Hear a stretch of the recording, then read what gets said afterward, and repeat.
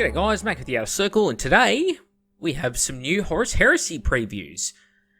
Odd thing, why would they wait a week after Warhammer Fest to announce this? Why not do it during Warhammer Fest? It might have helped alleviate all the people who were really annoyed that they got no previews. Anyway, so the title is, The New Imperial Fist Praetors Are Perfect for Butchering the Iron Warriors. And here I was thinking John French already butchered them. Oh, shots fired. Okay, what do I think? So we have a Praetor in power armor and one in Terminator armor. So we have Mark III armor here, and I think it looks pretty great. Yeah, really nice.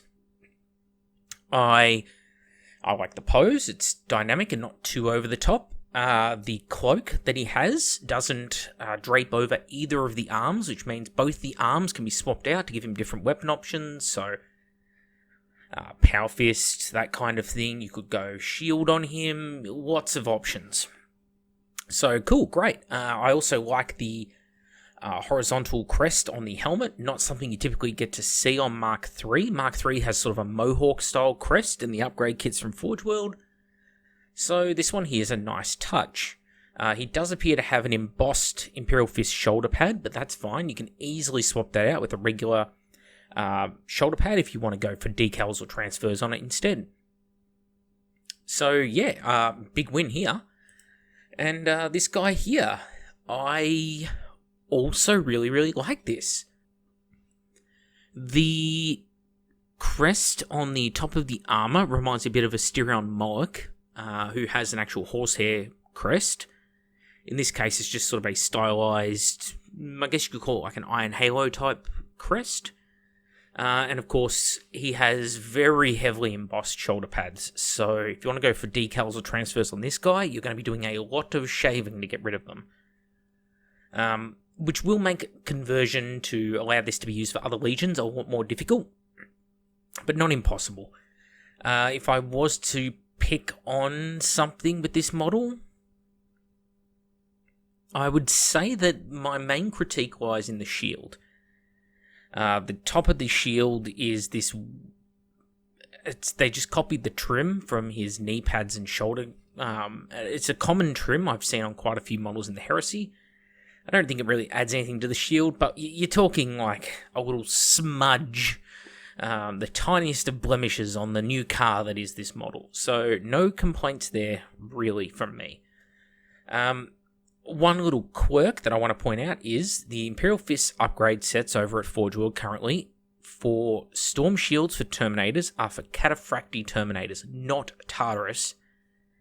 This model's in Tartarus armor. So for those who aren't aware of the rules in the Horus Heresy, Tartarus armor and Cataphracti armor have some quite different rules which change how the two armors interact on the tabletop. For instance, Cataphracti armor cannot overwatch and it cannot run, but it gains a +1 invulnerable save, so a 4+ invulnerable instead of a 5+ invulnerable as the trade-off. Tartarus, though, is generally the more useful of the two armors, and if you're going to have a Terminator character with a Storm Shield and put him in a squad of Terminators, you probably want it to be in Tartarus more than Cataphracti. Cataphracti has a place. They can with Storm Shields withstand a lot of firepower. 3+ invulnerables is nothing to sniff at. But Tartarus can actually run down enemies they beat in close combat. So there's a big trade-off there.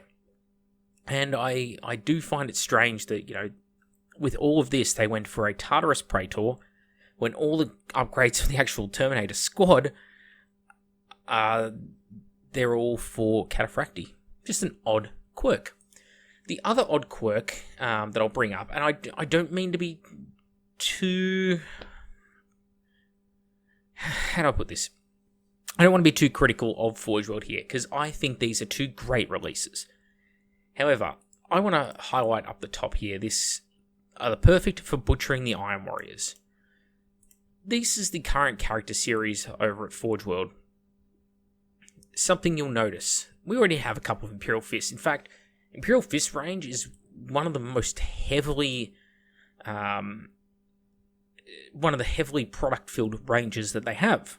more so than even the Ultramarines or the Sons of Horus. They have Sigismund. They have their Primarch, obviously. They also have an Imperial Fist command squad already with a champion or possibly a HQ unit in his own right, and a standard bearer who could also be an ancient. And of course, there's Alexis Pollux, who I believe is currently out of stock. What's strange here is that there's a lot of legions, and the first one that comes to mind is the Iron Warriors, who don't have a single character yet. So to go along and add additional characters when there's already characters like Sigismund and Pollux, who you can use as generic Praetors and not just special characters in Imperial Fist Force, as well as having a Legion-specific command squad, something very rare. Only the Sons of Horus have one of these. This one here on the right, for instance. It's a strange choice to me, because I feel like, let's look at some of the other legions. Iron Warriors. Iron Warriors have no characters. They do not have Erasmus Golg. They do not have an in-production Narek Dragur, who was the original Praevian consul that was a Forge World exclusive miniature that you can only get by going to events there. They do not have the Loyalist Warlord Kiev Valen available to them. So none of the special characters. They don't have any special HQ unit. Look at some of the named legions. World Eaters. Okay, they've got Khan. That's it. They don't have the Mad Apothecary. I think is it Garland Surluk? They don't have the Adjutant. So they got no characters, and they don't have any character upgrade sets. The Death Guard. They have Typhon. That is literally it. Otherwise, stellar range, but only Callus Typhon, who is a Cataphracti armored character, no power armor. They have power armor characters, but not him. There you got Iron Hands. No Gabriel Centaur, obviously. No... Geez, trying to think of all these characters off the top of my head is actually really hard. They don't have either of the special characters that they don't have their vehicle commander character out of Book 2. They don't have Ortec Moore. They don't have Shadrach Medeson. Cassian Orcus, that's the guy I was trying to think of. Who's a tank commander, like, if people know 40k, Sergeant Cronus and the Ultramarines. That kind of thing. Raven Guard, they don't have Kaitus Nex, they don't have Alvarex Morn, and they don't have any characters at all available to them. So, and that's just some of those legions. The Emperor's Children, I guess they have Saul Tarvitz now, but for the longest time, they had no one. Yeah, it's kind of a bit of a downer.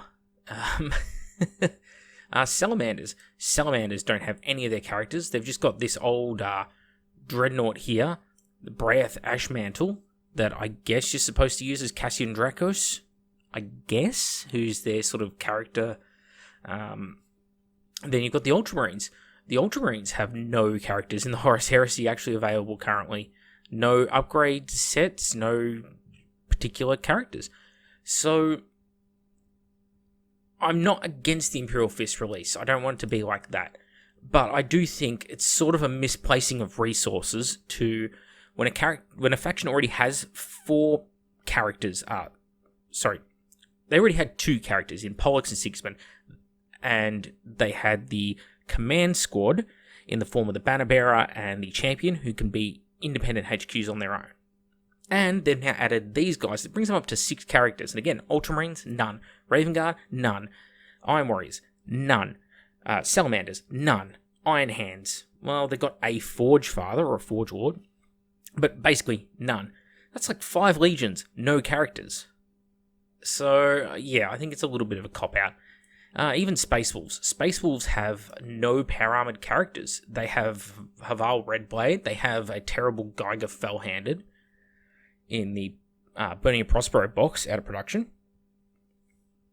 And they have a Terminator armored Praetor, but it's probably the worst model in the Heresy range. Yeah, I don't know. I think they got to move on this a little bit. all for it, as I say, all for having different characters for the different legions available, different consuls, characters, praetors, that kind of thing. Great. It's just a real shame that one of the factions who already has the most stuff, including all their specialist units, gets that as well. And I know Iron Warriors players won't resent it, but they're pretty bitter already, and they haven't even got one of their specialist units. They haven't got Iron Havocs, let alone the fact they've got no characters. The one character they kind of had was a Warhammer World exclusive, and it was event exclusive. Not great. Oh, of course, Solar Auxilia over there and Mechanicum both lack a few special characters and such, but I'm just trying to stick to legions today. Yeah, so overall, fantastic models. I just want to put it out there, let's not forget some of these other legions, Forge World. Maybe throw them a bone, even if it's just something as simple as a couple of upgrade options. That would go a really long way. Anyway, back with the Outer Circle. Thank you all for watching. Hope you got something out of this. And please, if I'm barking up the wrong tree here with a few of my little desires there, let me know in the comments below. See you all next time.